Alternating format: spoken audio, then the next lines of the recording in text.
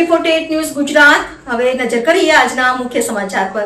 સુરત જિલ્લામાં સતત વરસી રહેલા ભારે વરસાદ અને ઉપરવાસમાંથી થઈ રહેલી પાણીની આવકને કારણે બારડોલીમાંથી પસાર થતી મીંઢોળા નદીમાં પૂર જેવી સ્થિતિ સર્જાઈ છે। નદીમાં જળસ્તર સતત વધતા રામજી મંદિરથી હાઈવેને જોડતા પુલ પર પાણી ફરી વળ્યા હતા, જેના કારણે આસપાસના વિસ્તારમાં ચિંતાનો માહોલ જોવા મળ્યો હતો। મીંઢોળા નદી ગાંડીતુર બનતા બારડોલીના નીચાણવાળા તલાવડી વિસ્તાર તેમજ બારડોલી કોટ સામે આવેલા ખાડા વિસ્તારમાં પાણી ભભરાવાની શરૂઆત થઈ હતી।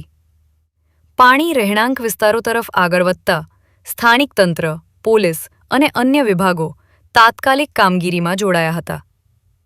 તંત્ર દ્વારા નીચાણવાળા વિસ્તારોમાં રહેતા લોકોને સાવચેતીના ભાગરૂપે સલામત સ્થળે ખસેડવાની કામગીરી હાથ ધરવામાં આવી છે। સાથે જ લોકોને નદીના પટમાં કે પાણી ભરાયેલા વિસ્તારોમાં ન જવા અપીલ કરવામાં આવી છે। સ્થાનિક પ્રશાસન સમગ્ર પરિસ્થિતિ પર સતત નજર રાખી રહ્યું છે। ઉપરવાસમાંથી પાણીની આવક અને વરસાદની સ્થિતિને ધ્યાનમાં રાખીને જરૂરી પગલાં લેવામાં આવી રહ્યા છે, જ્યારે નદી કિનારાના વિસ્તારોમાં ખાસ સતર્કતા રાખવામાં આવી રહી છે। બારડોલીથી પ્રશાંત પટેલ, AB48 ન્યૂઝ ગુજરાત।